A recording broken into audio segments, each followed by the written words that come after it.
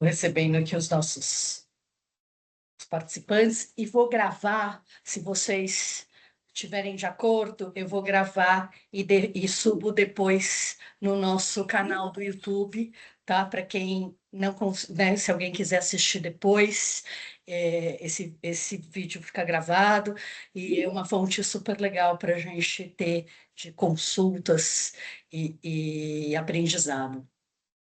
Então, boa noite a todos e todas que estão aqui. É um prazer ter vocês conosco. Obrigada pela participação. Tá chegando aqui a Ana Carla, e eu estou muito feliz de ter esse trio essa noite conosco. São pessoas muito queridas e experts no assunto de inteligência artificial. Inteligência artificial é uma mudança de paradigma, como a reforma tributária, né? E a gente está enfrentando os dois ao mesmo tempo. E isso veio para mudar nossas interações com o poder público e mudar também a nossa forma de trabalhar e otimizar o nosso tempo para a gente poder ganhar produtividade com os nossos clientes, fazer um trabalho melhor. Então, é uma ferramenta muito importante e muito boa quando bem utilizada. E é por isso que tenho aqui esses três profissionais queridos que vão estar hoje à noite aqui explicando o uso da inteligência artificial. Eu vou começar, Ana Carla, tudo bem eu começar com a Silvinha? Pode ser? Então, Claro.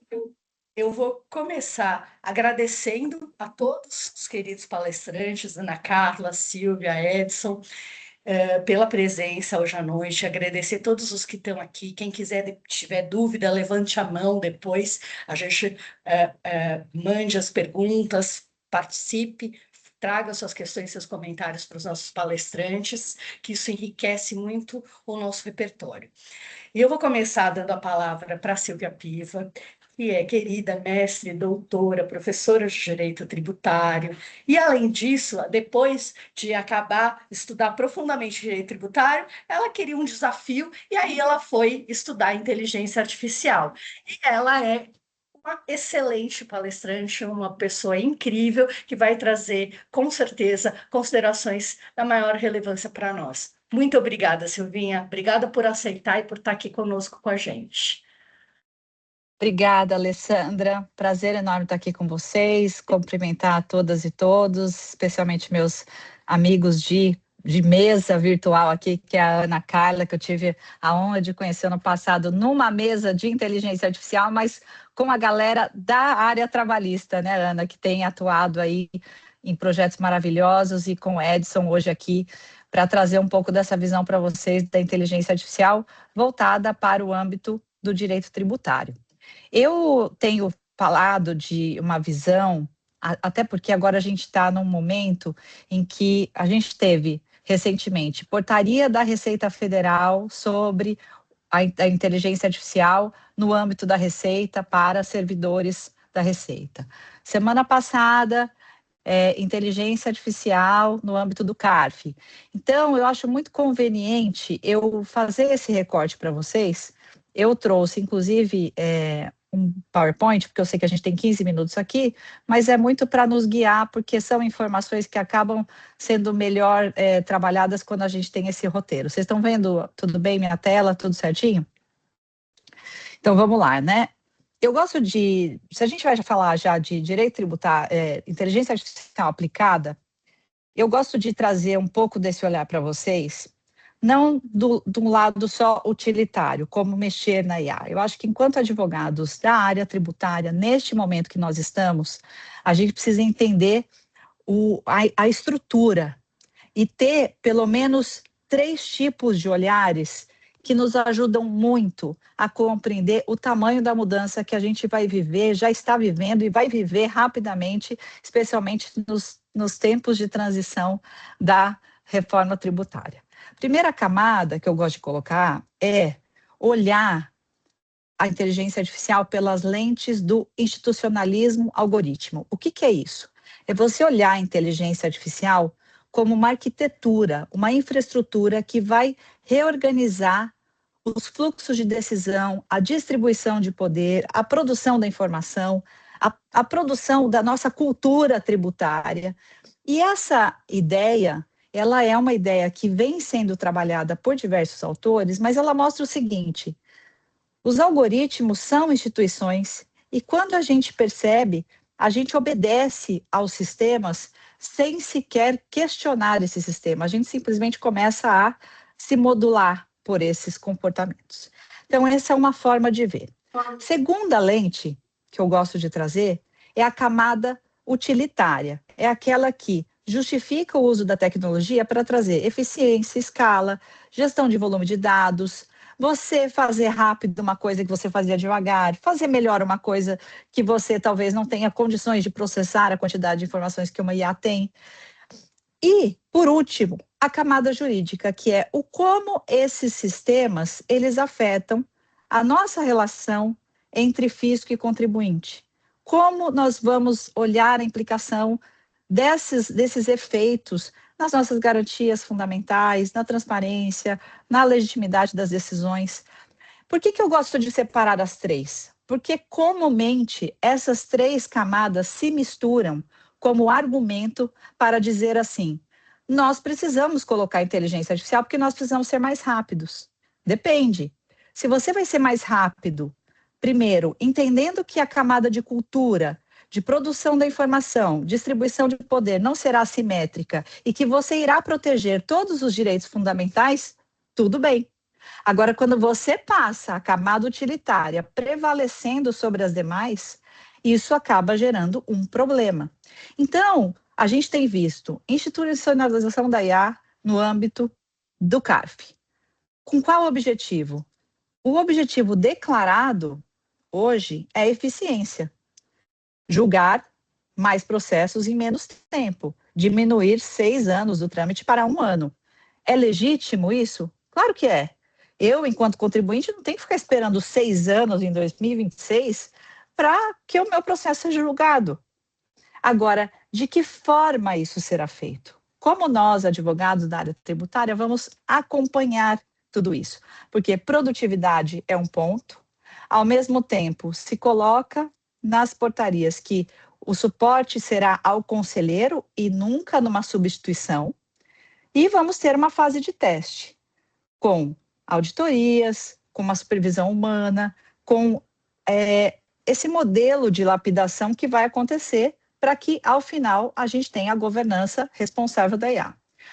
O que a IA faz, a Iara faz, além da busca de precedentes? Então, a partir de uma questão jurídica que o conselheiro colocar, isso são informações e inferências que eu faço de informações públicas e portarias. Eu nunca vi a Iara. Eu nunca vi, assim, nenhuma interface dela. E todas as pesquisas que eu fiz, inclusive com pessoas envolvidas, foi o que eu tive de informação. Então, é isso que eu estou passando para vocês, tá?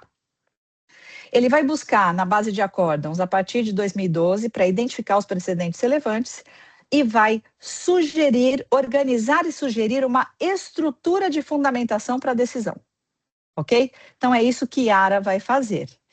Busca acórdãos a partir de 2012 e sugere uma estrutura. Aí vamos para pequenos apontamentos. Base de dados. Foi um elemento pouco explorado na portaria. Nós estamos falando de acórdãos a partir de 2012. Mas o que está faltando para a gente entender o aspecto da proteção de direitos e dessa visão pela lente do institucionalismo algorítmico? Qual vai ser o critério de classificação e hierarquização dessas decisões? Porque é um conjunto muito heterogêneo que pode ser operado como se homogêneo fosse. Então, você imagine você julgando, você sendo conselheira, eu, Silvia, cheguei lá, você é conselheira do CARF. Eu sou novata. Ao ser novata, eu posso usar um precedente com nível de estabilidade muito inferior a outros. Com o seguinte argumento, a Iara me sugeriu. Então, eu tenho essa ausência de critério explícito sobre a curadoria da base, eu não tenho como entender se houve esse sopesamento, e a governança dessa base hoje está restrita ao Comitê Interno de Governança do CARF. nós não fomos, enquanto advogados, convidados a participar, nem a Procuradoria-Geral da Fazenda Nacional e nem outros atores externos. Eu acho que para um tribunal paritário poderia ser interessante a nossa participação. Então, nessa parte de dados, é um ponto que resta aberto. Outro ponto do aspecto de direito, eu não sei se eu vou ter a possibilidade de contestar alguma coisa relacionada a isso. Eu não sei se eu vou ter a possibilidade de ler um relatório sobre transparência dos critérios dessa curadoria. Então, isso deixa uma dimensão ainda a ser completada pela própria portaria do CARF e pela própria dimensão do que esse tribunal representa no Brasil. Ao mesmo tempo, a gente vai ter eficiência e nós precisamos ter o equilíbrio da qualidade decisória. O objetivo, como eu disse, é legítimo, reduzir estoque, ganhar produtividade e tal, mas eu preciso, enquanto advogada da área, monitorar. Como é que vai ser essa validação dos textos? Será que o conselheiro pode se tornar um mero validador? Será que ele vai ter uma redução da sua autonomia para a construção do voto? Não, ele vai ser livre, mas e aí? Ele vai se sentir confortável? Será que a gente vai ter uma padronização excessiva das fundamentações, já que são baseados em dados do passado? Então, eu trago um exemplo rápido aqui para a gente ferver um pouco a nossa mente. Então, eu, de novo, sou a conselheira do CARF, novata, e aí eu tenho um caso super complicado, e vocês sabem que isso é bastante comum no CARF. Eu tenho tipo 5 possibilidades aqui, 5 argumentos centrais, tá? Aí, para um argumento, a Yara sugere uma linha favorável ao contribuinte, a segunda sugestão, ela é incompatível com a anterior, é diferente, ela é boa, mas ela não combina com a primeira, ela logicamente falha.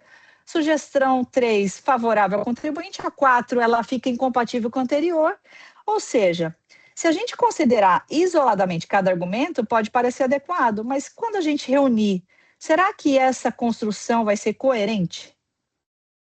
Como vai ser? Perguntas. A resposta eu tenho? Não tenho, só estou levantando aqui bolas.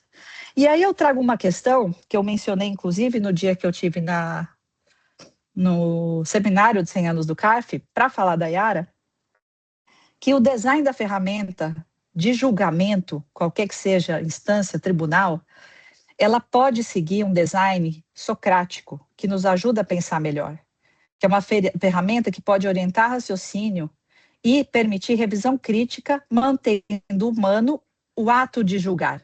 Então, você pode ter ferramenta que organiza a pergunta, que evidencia a consistência, que faz uma construção harmônica e progressiva da decisão. Só que a opção da Yara foi distinta, ela foi trazendo textos. Só que quando ela traz textos, ela precisa demonstrar essa hierarquização, esse sopesamento das decisões. Então, aqui eu trago esse resumo de que curadoria da base, fazer teste, ter uma governança ampliada e ter um aperfeiçoamento contínuo, inclusive, eu digo que uma cultura de aprendizado sobre água para esses conselheiros vai ser extremamente relevante para a gente não ter uma pasteurização num dos tribunais que é o mais importante do país em termos tributários, tá? Junto com isso, a gente tem a política de inteligência da Receita Federal do Brasil, que eu caí o queixo quando eu vi, porque é muito bem feita, muito bem estruturada. Eu gosto de brincar, eu fiz uma live, participei de uma live semana passada, que eu usei uma expressão que não é bonita, mas eu tenho que citar de novo. Gente, a política da inteligência da Receita Federal do Brasil não é para a gente, mas é aquele lençol esticadinho na cama que só faz você deitar. É o lençolzinho pronto, a caminha pronta, e falei assim, por favor, deitem-se agora, se acomodem, que nós vamos, entendeu? Nós vamos arrasar aqui.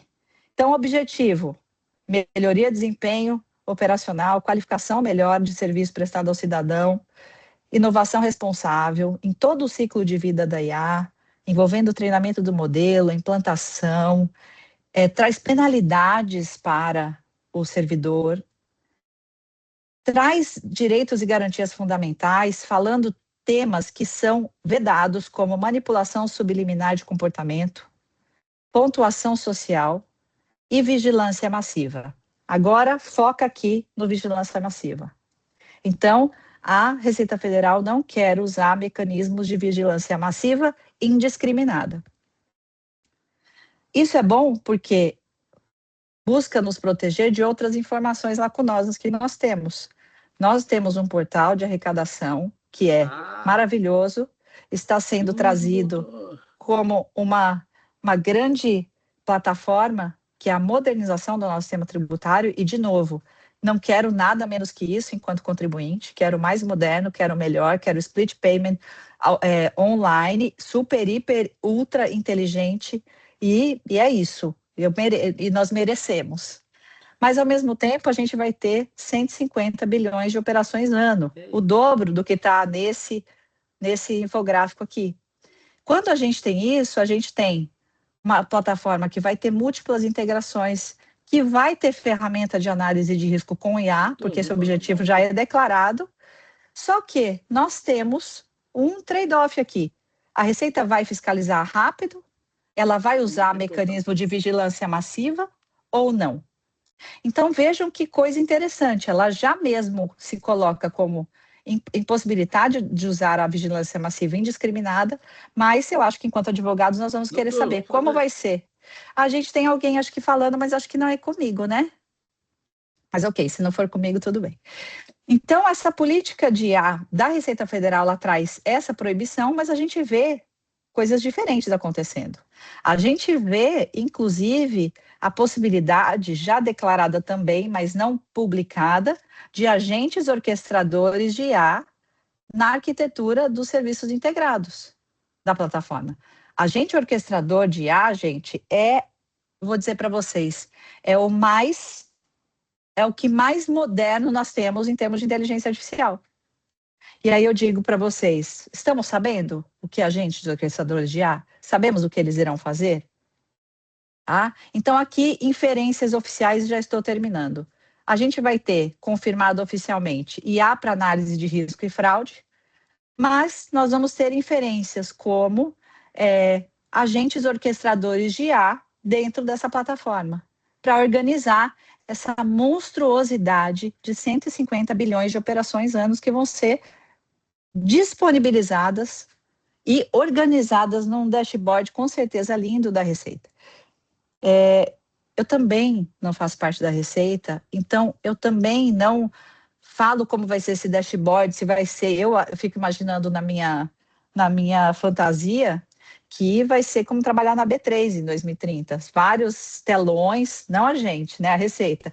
Vamos puxar aqui o setor agro, pega a base do agro, vamos ver quanto que eles se creditaram hoje desse produto. Por que essa empresa se creditou tanto e essa tanto? Eu não acho que vai ser assim, porque não seria legítimo que fosse assim. Mas alguma coisa sobre isso, obviamente que se terá, porque os dados estarão todos lá. Então, o que isso, no final do dia, muda, impacta no processo tributário? A gente vai ter hoje fluxo estruturado computacionalmente. Historicamente, a gente tinha um auto de infração, auditor interpretava o fato, levava a norma. Agora, a gente vai ter uma parte relevante das controvérsias nascendo da detecção algorítmica de inconsistências, seja pela Receita, seja, né, de todos os desdobramentos que isso reflete, disso vem. A gente vai ter mudanças em fluxos processuais, por exemplo, no CARF, triagem, classificação temática, associação de precedentes relacionados a essas minutas. Então, a arquitetura informacional do julgamento muda. Nós vamos ter alteração dos limites cognitivos, seja da nossa parte, seja da parte de julgadores, porque o risco de usar a IA mal é achatar o nosso pensamento, hermeneuticamente falando. A gente vai ter novas possibilidades de contencioso, o que não seria bom que esse contencioso crescesse, mas ele precisa estar resguardado, a gente precisa ter a possibilidade de questionar a qualidade da base de dados, vieses, critérios, né? Participando de todo esse campo que inova no nosso processo. Nós vamos ter modificação de objeto de prova, log de sistema, trilha de auditoria vai se tornar algo relevante. E nós vamos ter que compreender e ter legitimidade das decisões, porque quando essas decisões passam a ser influenciadas por esses sistemas, a gente não vai só na legalidade formal, a gente quer também compreender e a gente quer acreditar na instituição. Então, não podemos achar que com as informações que nós temos hoje está tudo bem. Não, não está tudo bem, está faltando, tá? E aí, perguntinhas finais. O que acontece quando a gente tem instituição que parte da racionalidade de decidir passa a ser produzida por modelos algorítmicos? Vocês já pensaram nisso? que muda na nossa vida? Quando o Estado passa a operar por sistemas probabilísticos, como a IA, o que acontece com essa lógica jurídica baseada em regras, interpretação e precedentes? Como isso pode se distorcer? Eu não sei se vocês viram recentemente um debate que viralizou no Migalhas, da discussão do STJ, o ministro Salomão, dizendo que a ementa, modelo da ementa do CNJ, estava sendo utilizado de uma forma que estava criando uma nova tese no recurso especial.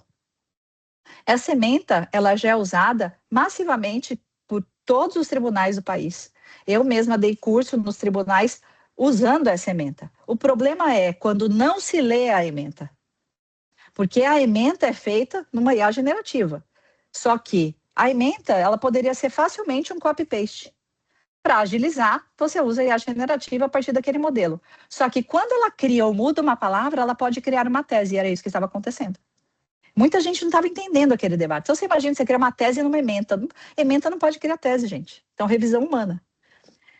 E a gente está diante de uma nova camada institucional do Estado que a gente precisa passar a reconhecer, que são as infraestruturas algorítmicas. Então, a discussão passada de decisão humana é melhor do que o algoritmo não é sobre isso. É como a gente consegue construir decisões humanas combinadas com decisões informacionalmente capazes. Então, como a gente consegue desenhar instituições capazes de decidir em ambientes de alta complexidade informacional, garantindo os direitos que a gente tem e trazendo a eficiência que a gente merece. Então, era isso que eu gostaria de falar para vocês. Quem gosta aqui de livrinhos, tem um e-book aqui, né?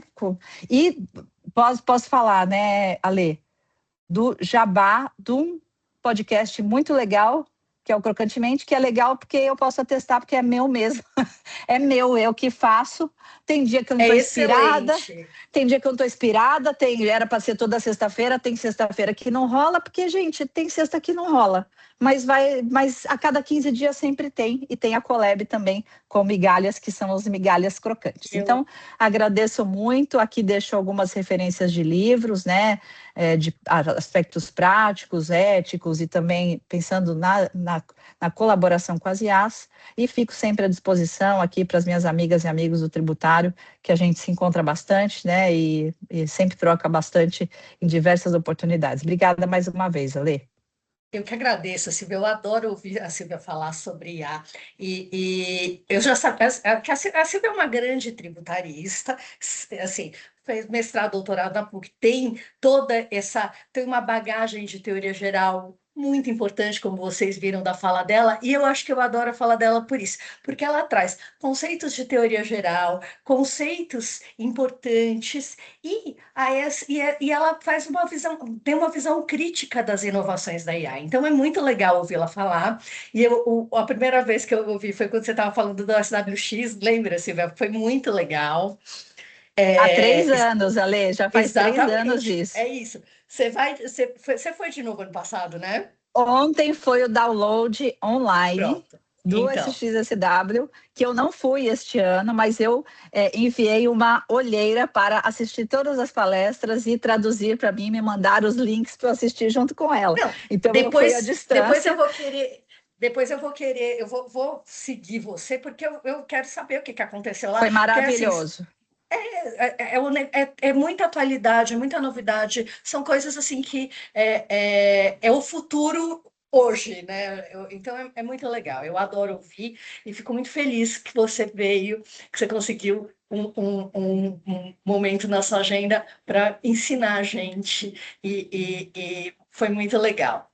E agora a Obrigada, gente Lê. tem a querida Ana Carla, que também é professora, mestre, doutora, professora da USP há alguns anos, né, Ana?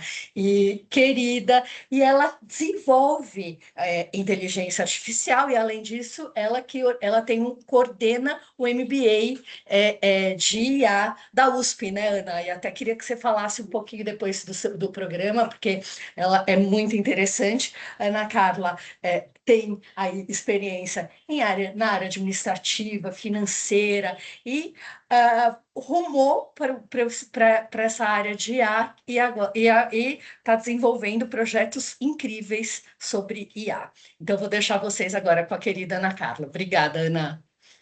Imagina, obrigada, Alessandra, pelo convite, obrigada, Silvia, o Edson, por compartilhar aqui desses momentos de troca de experiências e de aprendizado. Dar uma boa noite para os colegas e para as colegas que estão aqui, advogados e advogadas, nesse espaço de discussão.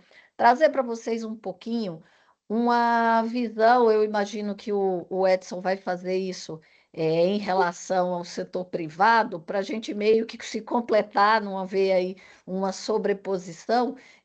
Eu vou compartilhar aqui uma tela minha. Vocês estão vendo minha tela? Vamos ver se ela vai falar alguma coisa interessante. Não? Estão vendo a minha tela? Vemos sim, sim. Perfeito. Eu espero que seja interessante. Vamos lá.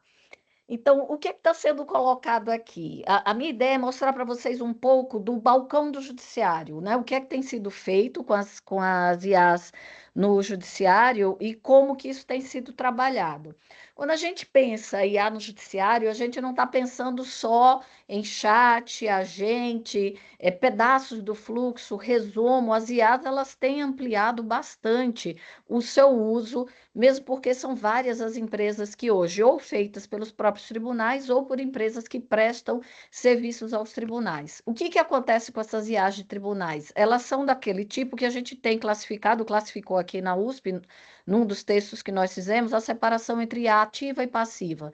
As passivas são aquelas IAs baseadas em chats e agentes, que elas vão responder parte do fluxo do processo de julgamento, mas ela não atinge todo um fluxo de processo de julgamento, nem sempre atendem ao enquadramento jurídico da 615. Aí vocês vão dizer, mas como assim o judiciário está usando uma coisa que não atende?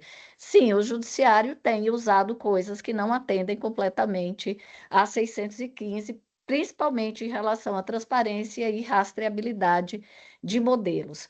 Qual é a tese central do que a gente tem trabalhado no nosso pós-doc aqui na Universidade de São Paulo, que tem recebido magistrados, ministros magistrados como pós-doutores e tem feito pesquisas aplicadas, desembargadores também, tem feito pesquisa aplicada para a criação de IAs generativas. É que essa transformação digital ela é uma decisão político-constitucional, não é só uma adoção de tecnologia, não é sair da máquina de escrever para o computador, não é sair do processo físico para o processo digital, é mais do que isso, é decidir com base em tecnologia.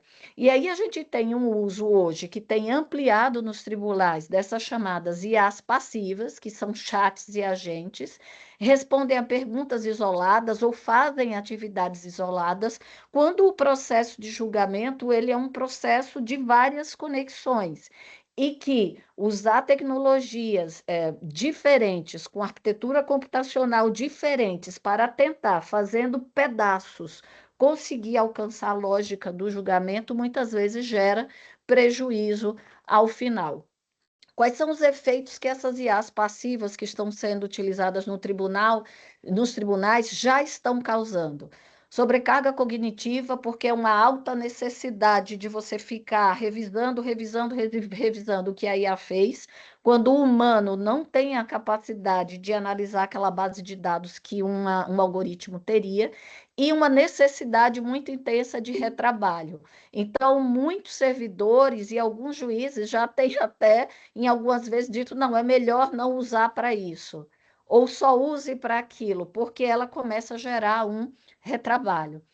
Uma variabilidade de inconsistências, então, respostas distintas para perguntas semelhantes, o que, no caso do processo judicial, compromete bastante nós, advogados, que trabalhamos muito com o precedente, inconsistência sistêmica, que contraria o princípio da segurança jurídica, baixa explicabilidade e, em alguns casos, ausência absoluta de rastreabilidade.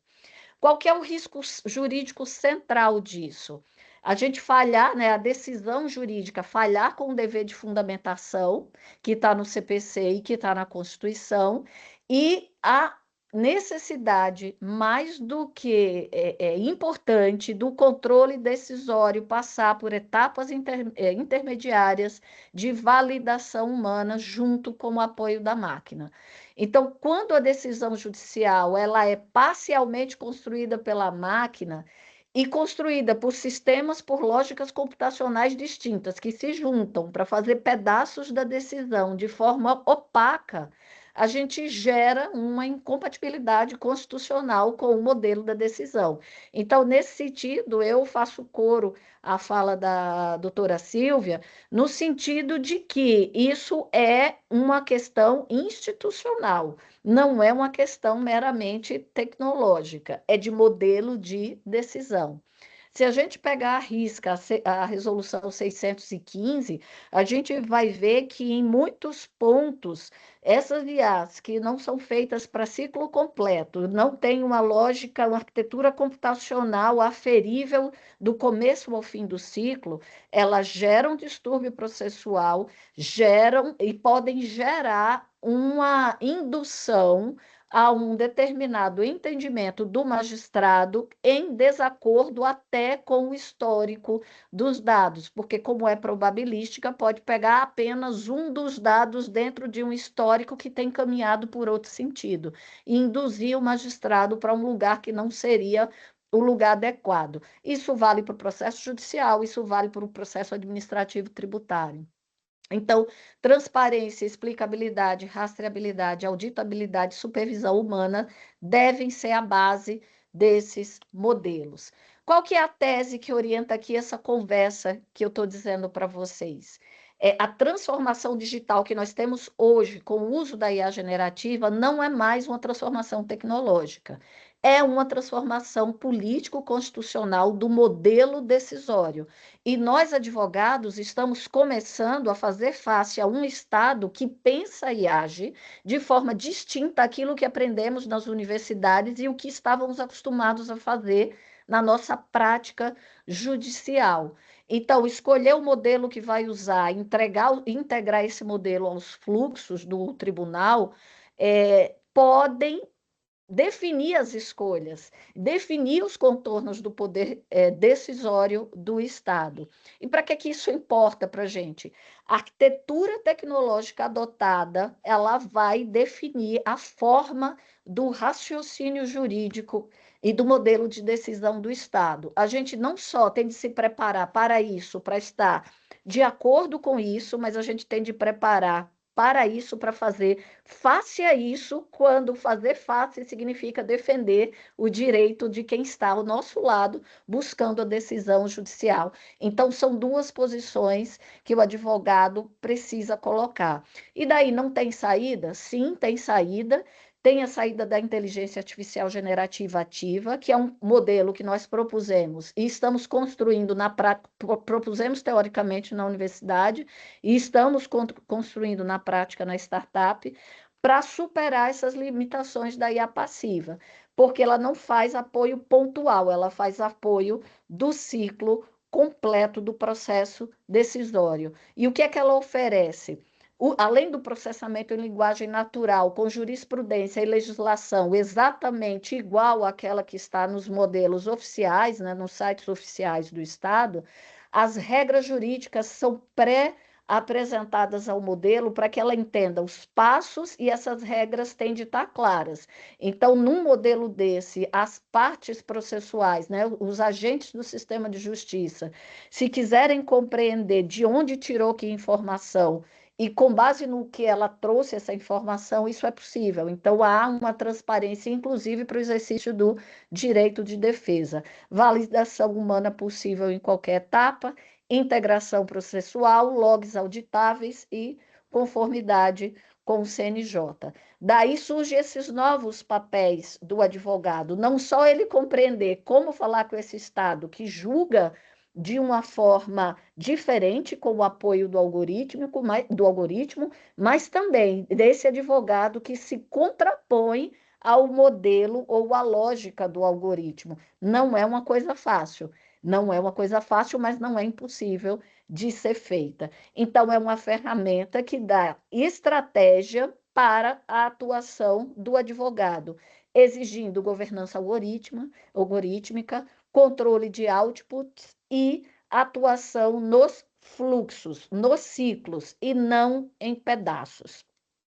Qual que é o imperativo aqui do nosso momento, né? A escolha entre uma IA passiva e uma IA ativa não é só uma preferência, é uma tomada de decisão para que a gente possa ter um atendimento às disposições constitucionais e garantias dos direitos fundamentais.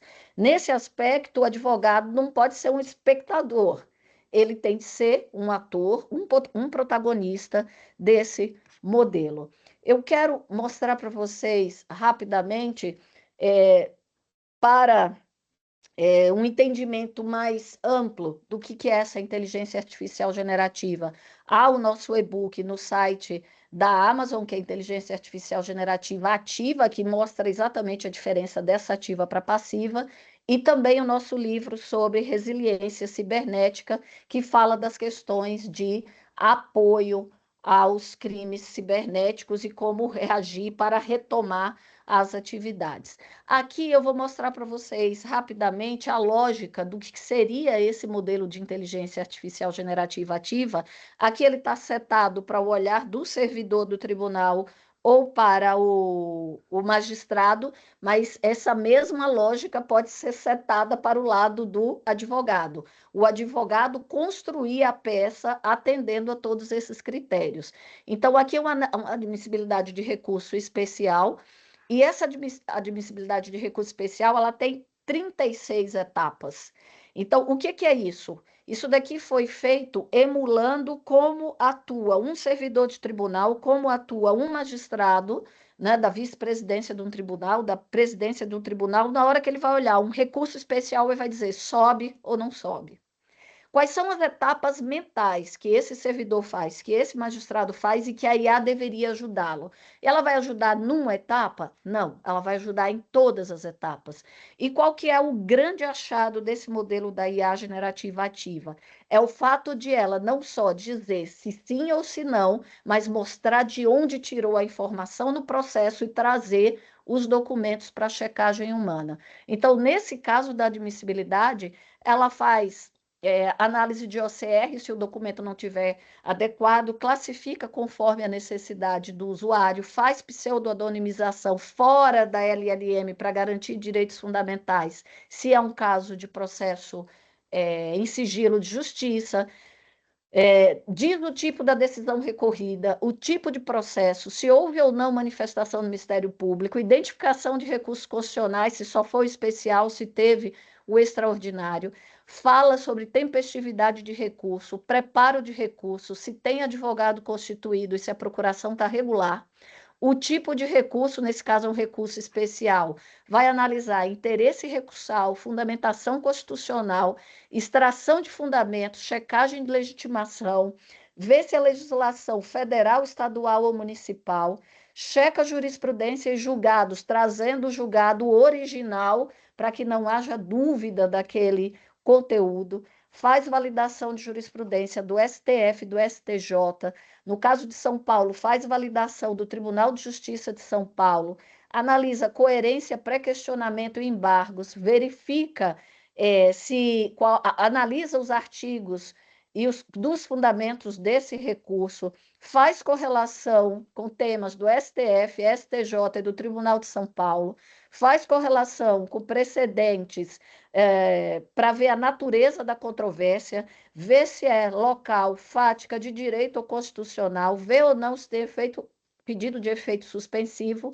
e analisa se atende aos pré-requisitos para a concessão do efeito suspensivo. Ou seja, uma petição que a gente protocole no sistema do tribunal, quando ela passa por essa IA, ela consegue dar para o magistrado uma visão integral de todas essas etapas, trazendo os documentos, o documento de todas as partes, trazendo decisões anteriores, trazendo o acórdão recorrido. Essa é a lógica que os tribunais vão funcionar a partir de uma IA generativa ativa. Nós estamos preparados a fazer peças que passem por um modelo desse? hoje tem passado nas IAs passivas por modelos que fazem parte disso daí. E quando a gente estiver passando numa IA ativa como essa, que passa por todas as etapas, essa é a advocacia nova que a gente tem de se colocar, às vezes, estando dentro dela para fazer o nosso escritório encaminhar com maior agilidade e qualidade, que o doutor Edson vai falar disso já já, às vezes compreendendo essa lógica para que a gente faça peças adequadas e não só fazendo peças adequadas, quando for o caso, fazer face a essa lógica. E, por fim, a Alessandra aqui também me permitiu falar do MBA da USP, que está aberto, sob a minha coordenação e do professor Luciano Vieira de Araújo, que é Inteligência Artificial Generativa, Direito Digital e Inovação, uma turma que está em andamento, com vagas ainda abertas, com 2 anos de curso, em que a gente vai falar de teoria e prática de inteligência artificial generativa para o sistema de justiça. Temos como alunos juízes, desembargadores, membros do Ministério Público, advocacia pública e advocacia privada. Eu vou ter um prazer se eu puder tê-los conosco como alunos desse MBA. Muito obrigada pela oportunidade, Alessandra. Eu que agradeço, Ana Carla, é maravilhoso te ouvir. Ela é maravilhosa. Não, e assim, eu já mandei no chat o livro que você indicou, a coluna da Silvia, o livro da Ana Carla, que está à venda na Amazon. Ela vem desenvolvendo um trabalho incrível e realmente é isso, acho que levar a IA para o Poder Judiciário de um modo responsável, isso é muito importante. Eu vi que eu acho que a Vanessa levantou a mão para fazer algum comentário. Eu vou deixá-la falar antes de abrir a palavra aqui pro Edson.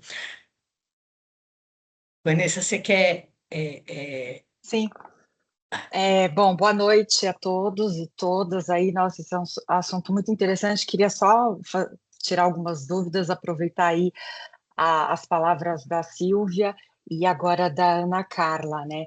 Eu acho que, assim, esse assunto é tão interessante, mas conflitante também. Eu sou ex-conselheira do CARF, né? Acabei de sair meu mandato terminou agora recentemente, então, assim, acompanhei a questão do debate da Iara, né, que eles estão desenvolvendo, e até coloquei aí como sugestão, né, é público o contrato que eles firmaram com a GV está fazendo a curadoria, enfim. Mas, de fato, como foi até ponderado aí, né, no chat, não tem tanto acredito, né, que não tenha tanto essa minúcia que foi agora ponderado pela doutora Ana Carla. E aí, com base em todos esses conflitos e essa questão de segurança jurídica e tal, fica uma coisa que eu me indago muito e fica a pergunta, né, porque a gente tem a resolução do CNJ, que foi colocado, o CARF ele já utilizava uma outra inteligência artificial chamada CRIO, que faz toda a triagem dos lotes de forma temática para distribuir para os relatores, para ficar algo mais eficiente, uma pauta temática.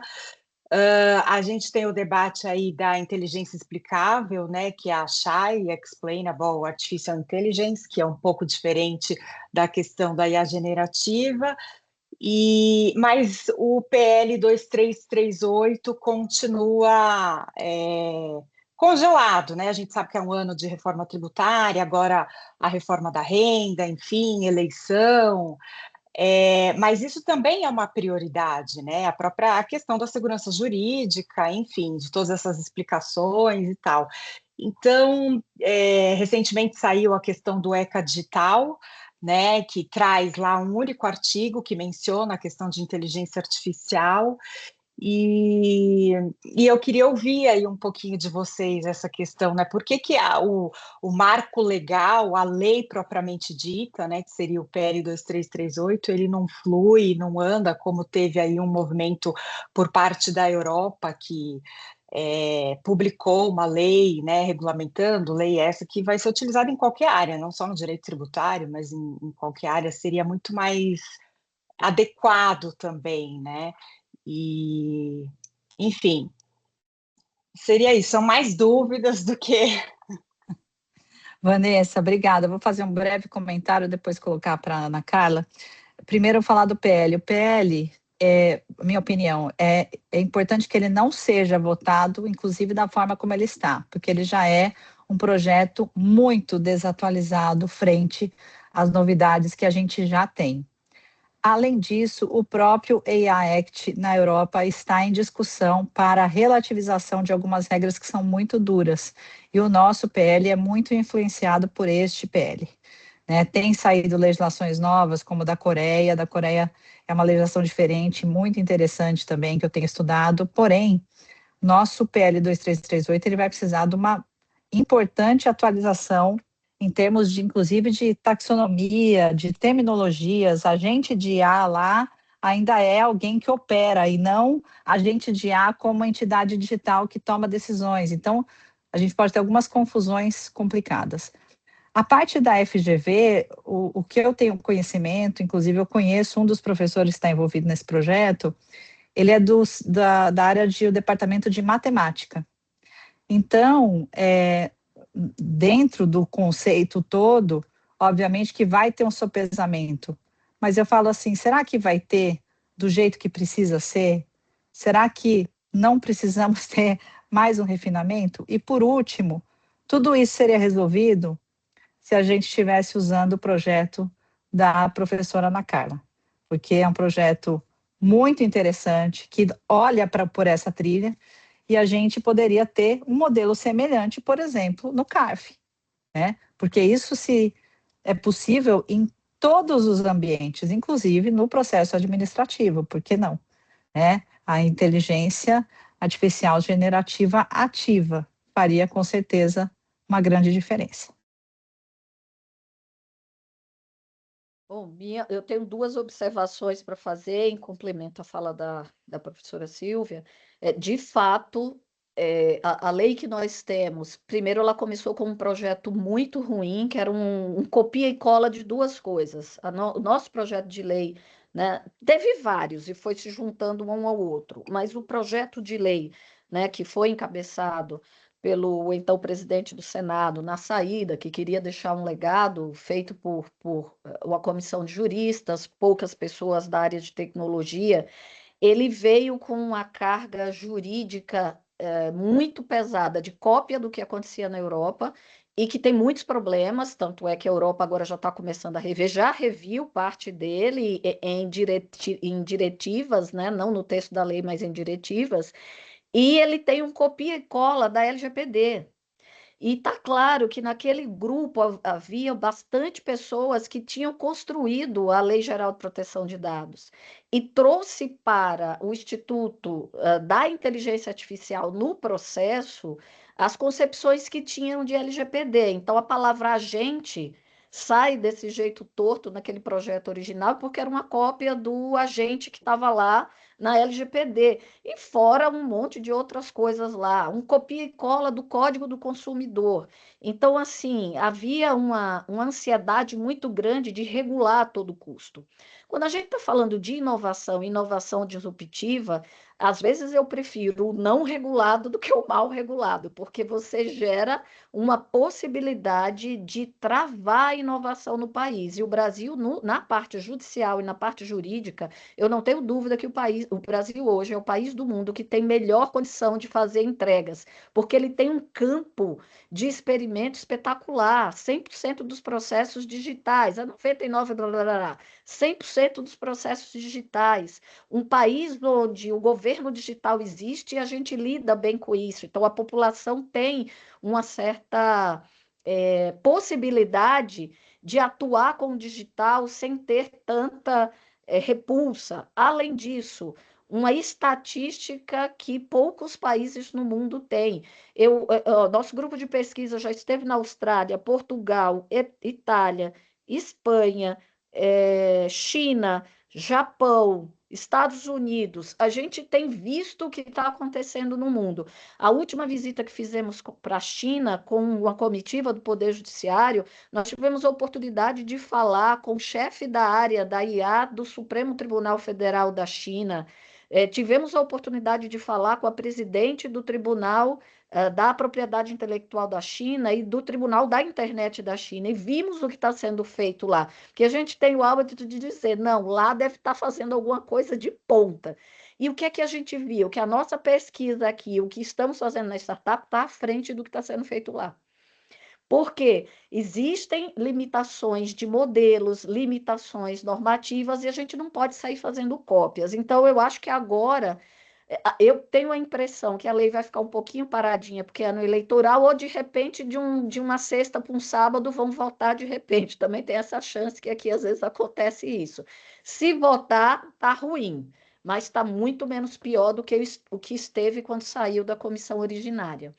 E a propósito disso que eu falava, que nós, como advogados, estamos também tendo de mudar a nossa postura e às vezes fazer face. Semana passada, um ex-aluno meu aqui da USP, da Faculdade de Direito, um ex-aluno que foi aluno meu na Faculdade de Direito de Ribeirão, na USP, ele fez uma defesa oral no STJ e ele conseguiu que um processo criminal fosse anulado pela cadeia de custódia da prova, porque uma dúvida relevante que havia no inquérito da Polícia Federal foi tirada após uma consulta numa LLM que interpretou os dados a prejuízo do réu. E a primeira vez em que se consegue anular uma prova é no processo criminal, que normalmente é verdade real, garantias maiores, mas no processo tributário também não é diferente a questão das garantias. Então, esse embate, essa forma, mas ele não simplesmente disse, foi feito por IA, não vale. Não, ele desenvolveu toda uma tese jurídica para provar como aquela análise via IA foi conduzindo todo o processo e toda a análise de provas posteriores para chegar à condenação daquele réu, que era um crime de injúria racial, se eu não me engano. Recentíssima decisão. Percebe como muda o nosso olhar como juristas? Às vezes a gente vai ter de aprender a lidar com esses modelos que o tribunal está lidando e aprender a fazer peças adequadas a essa forma que o Estado vai passar a julgar e não vai parar de usar a IA. O que acontece é que nós, advogados, é que vamos ter de aprender a lidar com essas ferramentas. Às vezes, para, com ela, fazer chegar o direito do nosso cliente e, às vezes, contestando para fazer com que o nosso cliente mostre outro ponto. Então, as teses não são mais só jurídicas. As teses passaram para um outro patamar. Não, Ana Carla, super importante e interessante isso, né? Porque realmente é o impacto. Veja, a interpretação da IA tem que.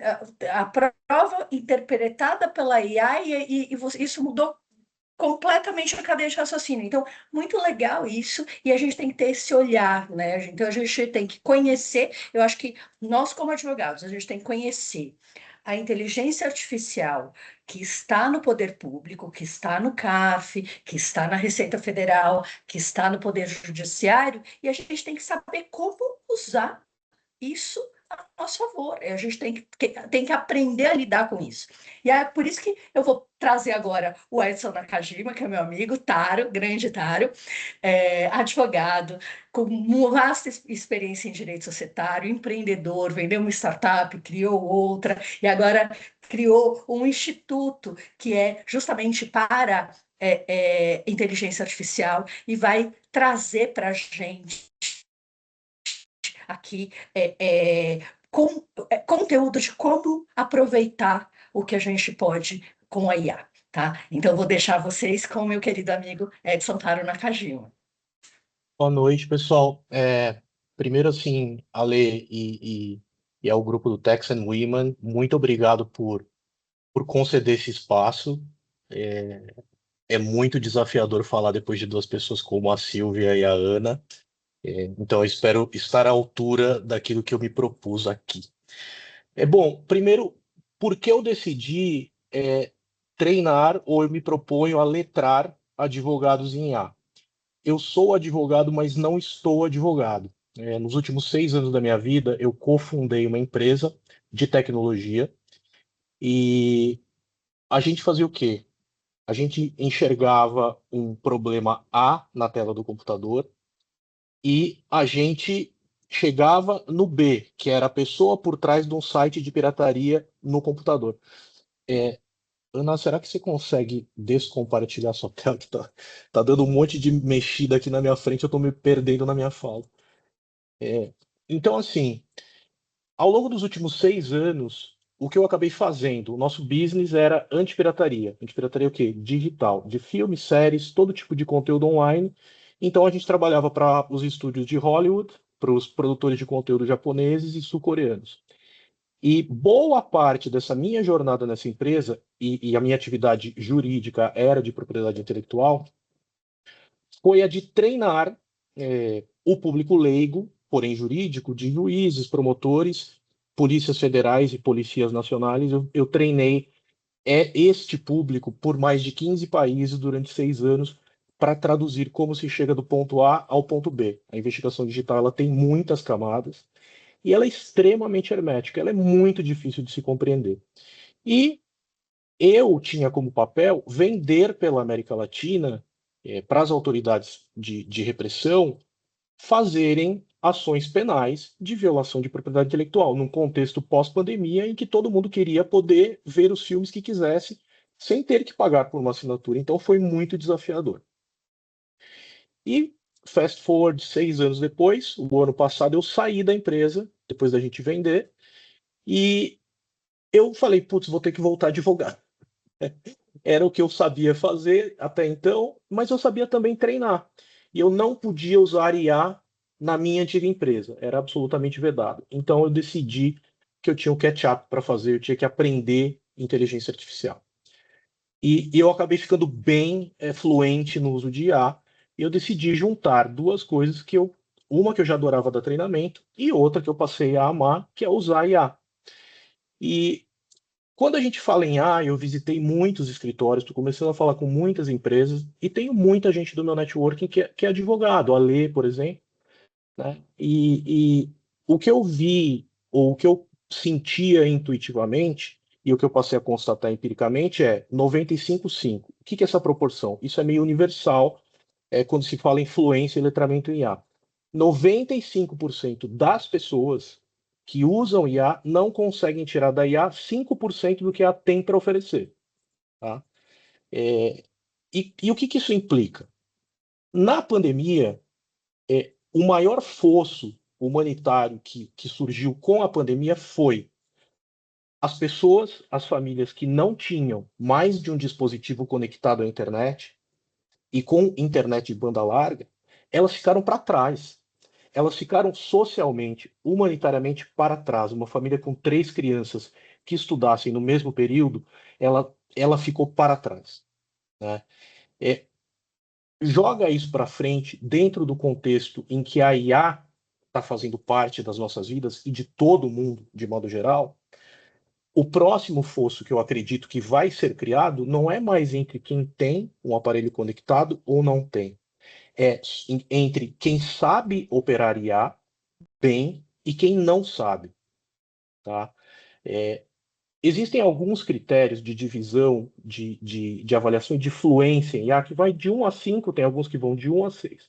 Mas o ponto é, na média, quando uma pessoa sai do nível 1, que é aquele uso como se fosse turístico, de fazer resumos, organizar documentos, tentar tirar algum primeiro conteúdo da IA para depois trabalhar até o conteúdo final, esse é o nível 1. Na média, dá para tirar 100% das pessoas em nível 1 de uso de IA para o nível 2. E a pessoa que sai de 1 para 2, ela fica de 4 a 20 vezes mais produtiva. Só de ir do nível 1 para o nível 2. Tá?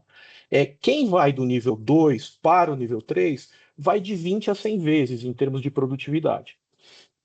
Então, é isso que eu me propus a fazer. E eu tenho estudado bastante o que tem acontecido lá fora. Por quê? Porque tem um clash que está em andamento, que tá para acontecer. E em matéria de adoção de coisas muito disruptivas, de tecnologias disruptivas como a IA, o Brasil costuma ter um lag, um certo atraso, um arrasto, de 18 a 24 meses com relação a, por exemplo, o que acontece mais rápido nos Estados Unidos, principalmente nos Estados Unidos. Eu acredito que com a adoção da IA, isso não vai acontecer. Esse lag ele vai ser menor. E por quê? Porque os departamentos jurídicos nas grandes empresas americanas, de 25 para 24, a adoção dentro desses departamentos jurídicos aumentou 100%, ano contra ano, 25 contra 24. E numa pesquisa recente, que foi agora em março de 26, os jurídicos, 600 e poucos jurídicos, 40% falaram, pretendo mandar menos serviço para os escritórios. O resto, ou 100% deles, falou, pretendo rever a maneira como eu remunero os meus escritórios. E por quê? Um advogado de jurídico corporativo, ele tem produtividade medida pelo quanto ele entrega, com a qualidade que se espera e em quanto tempo. A IA dentro do jurídico, ela passou a viabilizar isso.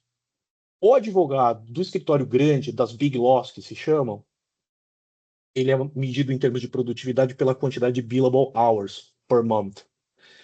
E o Instituto da Hora Bilável, ele existe há 90 e poucos anos e já sobreviveu a várias disrupções.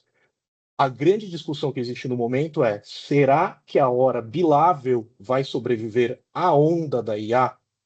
Né? Então, assim, não tenho resposta para essas perguntas, mas é o que eu tenho estudado. E no Brasil, com todo mundo que eu converso, seja de escritórios, seja de jurídicos, é o assunto do momento. Agora, qual é o nível do senso de urgência de cada lado do balcão? Eu senti que do lado das empresas é muito maior.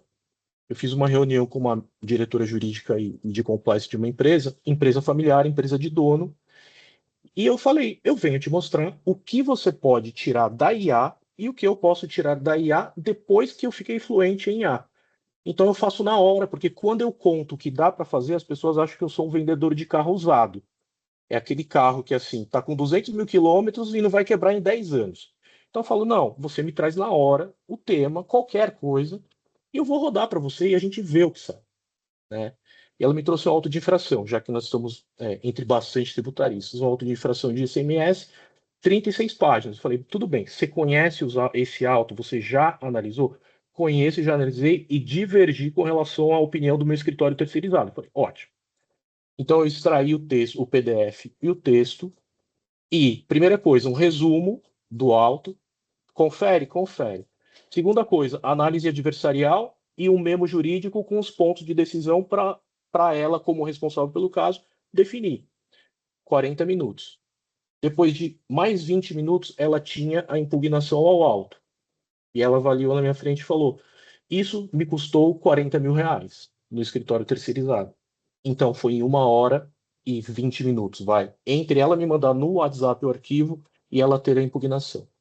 Então, assim, o tema de inteligência artificial, ele é muito bipolar, é aquela frase minha nossa. Por quê? Porque tudo em inteligência artificial é sim e não. Ah, mas a inteligência artificial não sabe tudo? Sim. Mas ela vai te entregar o resultado que você espera só porque você fez um prompt de 2 páginas? Não. Não necessariamente. Né? Ah, mas a inteligência artificial não lembra das coisas? Sim. Mas ela lembra de tudo? Não. Tá?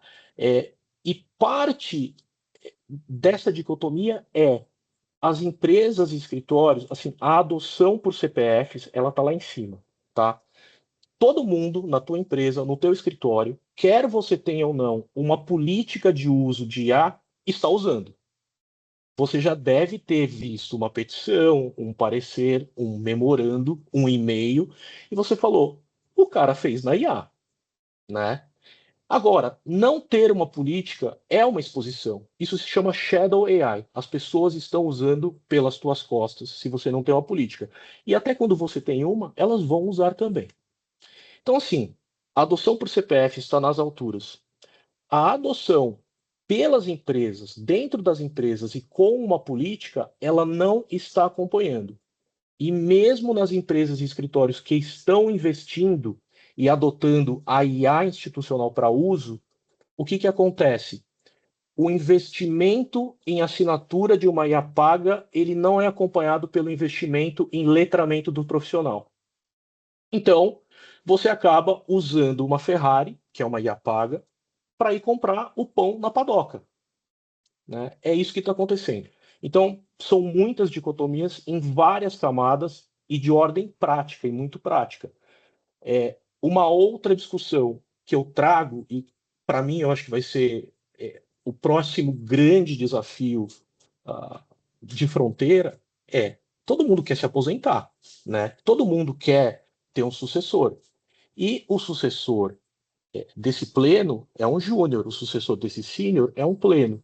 E a próxima grande fronteira em termos de formação de gente é como seniorizar os estagiários e os júniores que hoje já são nativos da inteligência artificial.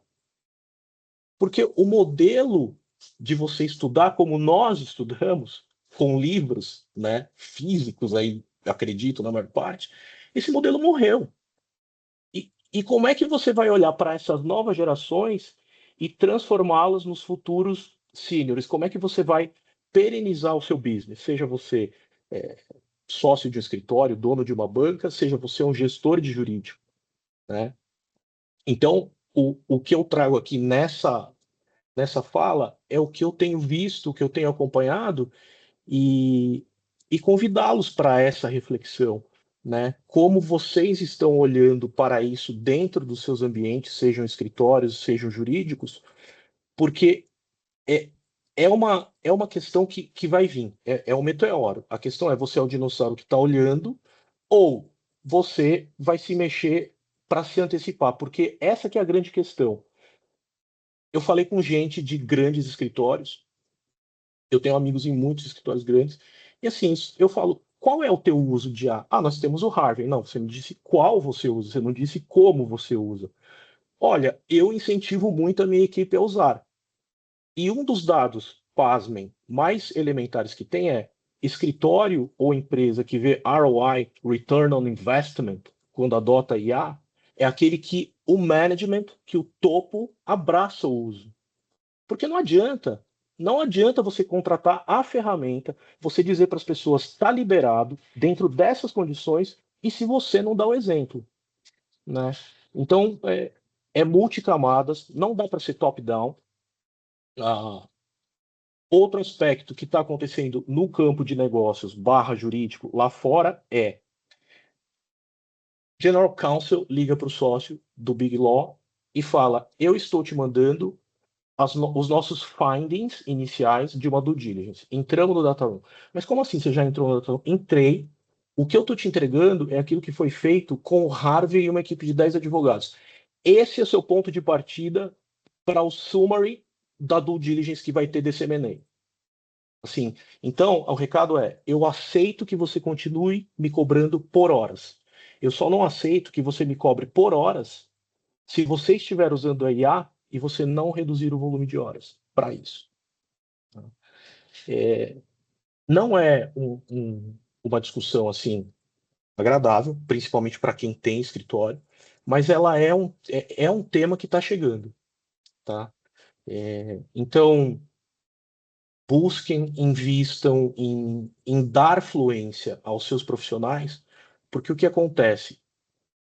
Dependendo do tamanho de time, em times maiores é mais fácil de encontrar, é muito fácil identificar aquele cara, aquela advogada, aquele advogado, que eles vão chegar no nível 3, e quem chega no nível 3 é quem tem potencial para sozinho chegar no nível 4 e 5. Esse é o cara, essa é a pessoa que vocês não podem perder para o mercado. Porque ele vai escrever os agentes de IA que vocês vão usar. Eu uso 19. Eu tenho 19. Eu faço 40 prazos numa semana em 2 horas por dia. E eu não advogo. Eu faço isso para os meus amigos. Por quê? Porque quando eu fiz os meus agentes, eu precisava poder calibrar e entender qual é o output que eles entregam em casos reais. Então, foram desde autos de, sei lá, 200 páginas, porque ainda estava na contestação, até um recurso especial de 5.000 páginas e íntegra dos autos. Então, o profissional do direito de hoje, não é do futuro, é o cara que vai ser fluente em IA. E a equipe de jurídico interno ou de advogados no escritório de hoje e não do futuro é aquela equipe que consegue entregar uma produtividade excepcional, porque na média todo mundo chegou no nível 1 ou 2 de IA. Não precisa chegar no nível 3.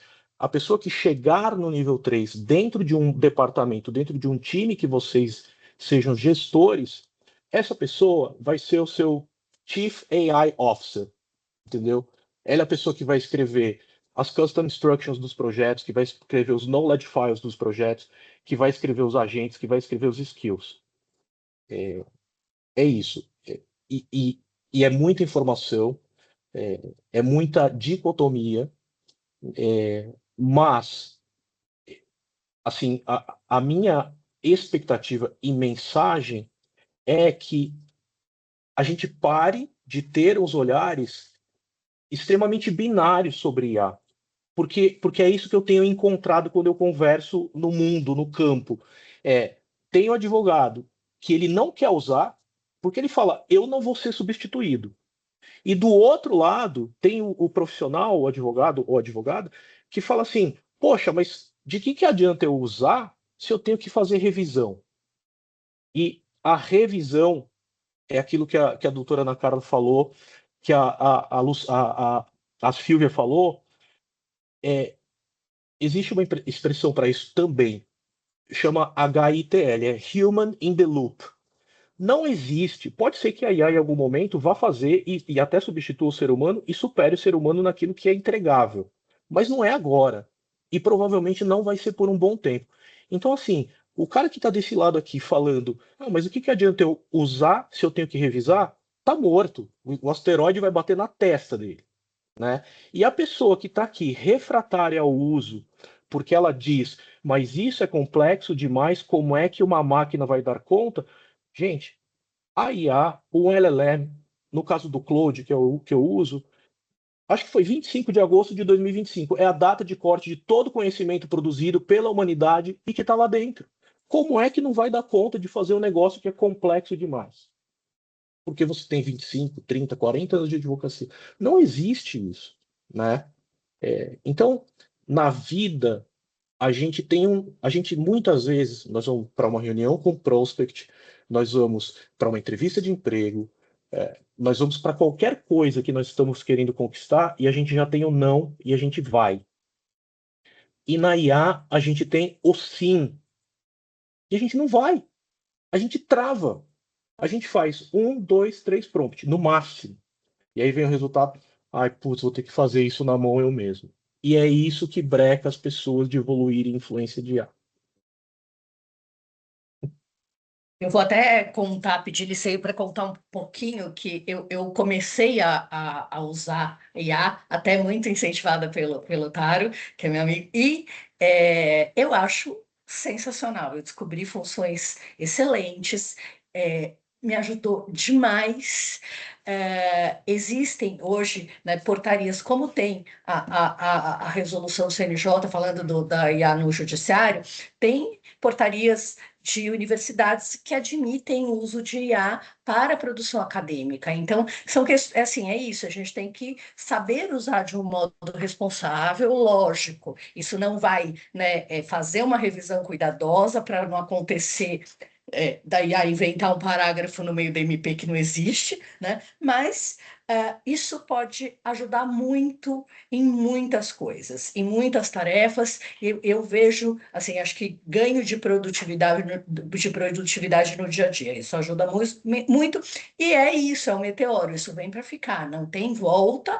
A gente tem que aprender a usar isso de uma maneira positiva.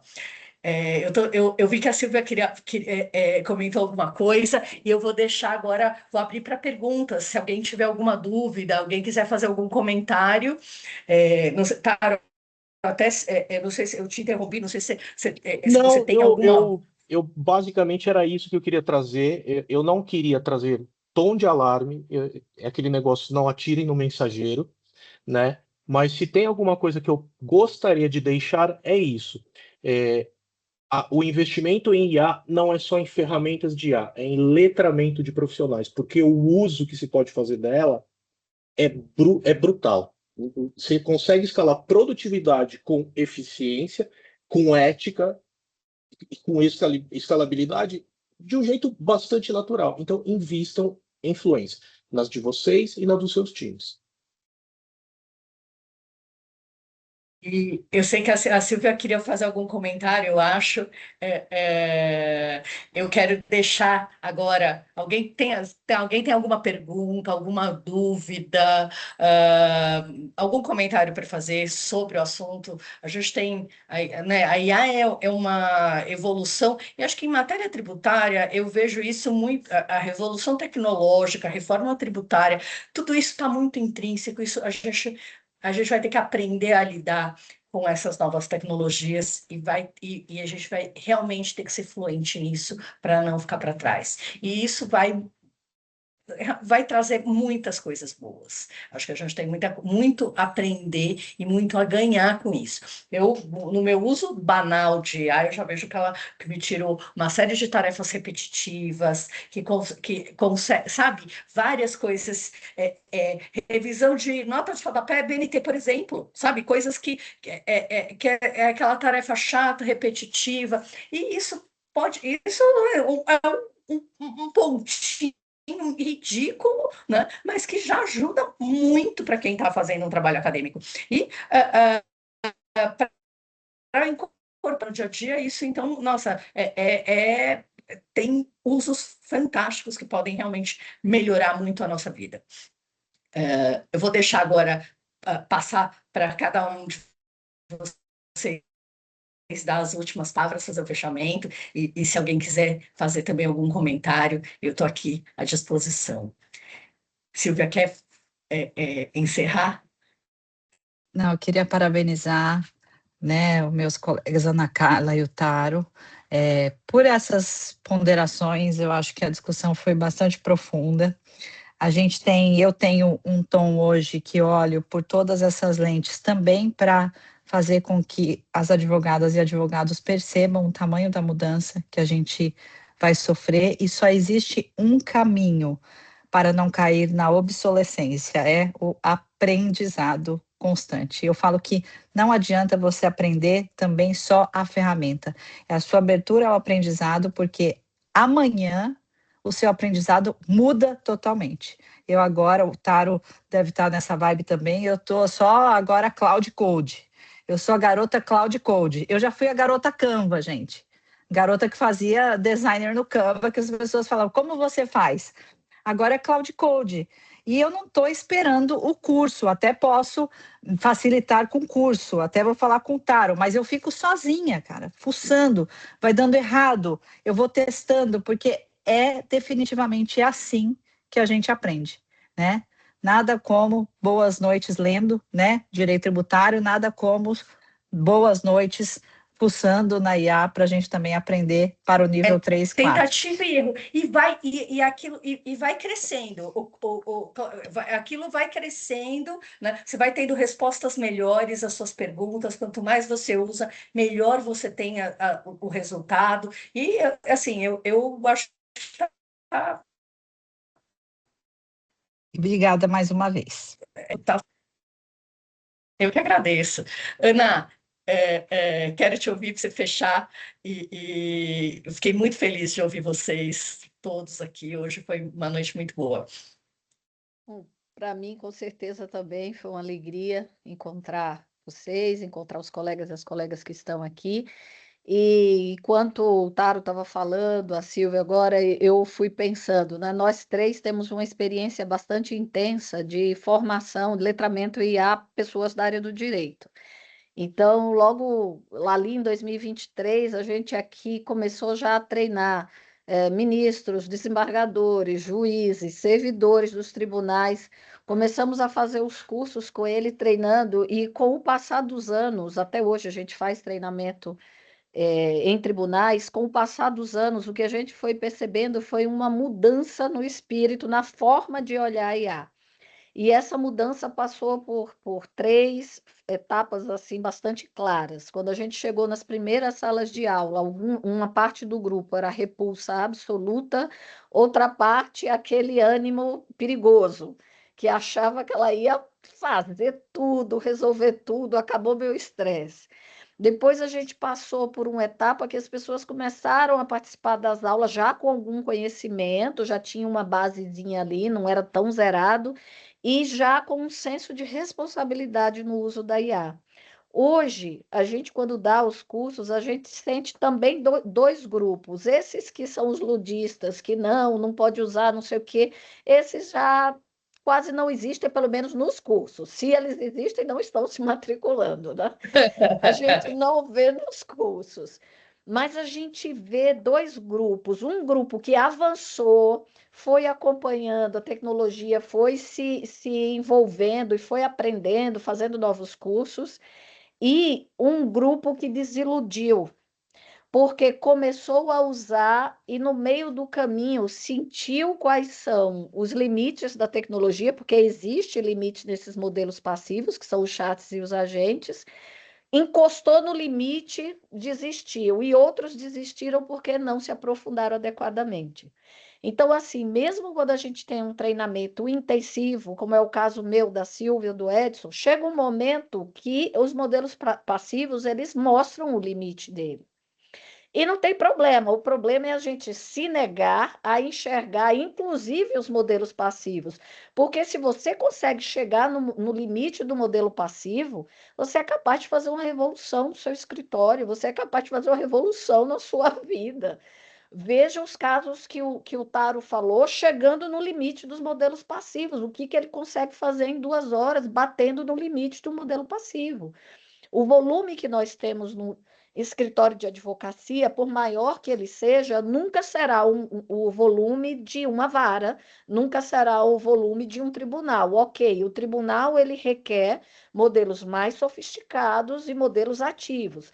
Mas se a gente, como advogado, conseguir ter uma dominância dos passivos, a gente já dá uma grande virada no nosso negócio, na nossa banca. Se passar para o ativo, aí Ah, é um aí outro voa. salto. É um outro salto. Aí você se transforma aquela banca que vai ser a banca que vai fazer a diferença para as próximas décadas. Aí voa, Então, filho. é estimular os colegas e as colegas a se lançarem. Não há outro jeito da gente fugir do invasor e tem uma pontezinha ali no meio e a gente vai ter de passar por ela. Eu tenho medo de abismo, fecha o olho e vai. Porque esse é o último caminho que a gente tem. É ir com segurança, com confiança, treinando, aprendendo e ir. Eu acho que esse É momento isso. aqui faz essas vezes de apoio ao treinamento e à formação dos colegas. Acho que no futuro vai ser como usar o celular, né? Que, poxa, aquilo vira intuitivo, entra na sua rotina, gera, te traz uma série de confortos e coisas boas, e aí você vai, né? Você se acostuma com aquilo. Então, eu acho que é muito interessante. E agora vou deixar o Taro para fechar essa nossa conversa de hoje, agradecendo mais uma vez a presença dos meus queridos palestrantes maravilhosos e de todos presentes aqui. Bom, eu só queria falar o seguinte: a Silvia falou que é Cloud Code na veia, e se tem uma recomendação ou uma dica que eu deixo para quem está usando IA, usa o Cloud. É isso. Né? A minha vida é AC/DC, é antes do Cloud e depois do Cloud, de verdade. Então, pega o Cloud pago, baixa o aplicativo de desktop, usa o Cowork, porque o Cowork tem 10 dias, ele entrou com novas possibilidades e características de você montar um monte de pasta tua dentro do Explorer ou do Finder do Mac, que, nossa, explodiu a minha cabeça, de verdade. Assim, eu só usava o chat no web. Depois que o Cowork permitiu você montar múltiplas pastas simultaneamente em vários projetos ao mesmo tempo, gente, é outra vida. Então é isso. Essa é a minha mensagem. E eu não ganho comissão da Anthropic, tá, gente? É só isso. Ninguém, né? Não, é maravilhoso, gente. Realmente vale muito a pena. E quanto mais a gente souber usar isso, melhor. Nossa, vai ser incrível, vai ser incrível. E eu mandei no chat para todo mundo o MBA, a coluna da Silvia no Migalhas, o Instituto do Taro. E aí, quem quiser desenvolver mais, me fala, eu mando o contato deles. Se vocês autorizarem, depois eu mando as apresentações também. Isso vai ficar gravado. Então, se quiser recomendar para algum amigo, alguém que tem interesse em assistir, não conseguiu estar presente aqui com a gente, vai poder assistir depois no nosso canal do YouTube. E agora vou encerrar agradecendo a presença de todos vocês. Foi maravilhoso. Muito obrigada, viu? Boa noite a todos e bom feriado, bom resto de semana. Muito obrigado, gente. Tchau, tchau. Tchau, gente. Obrigada.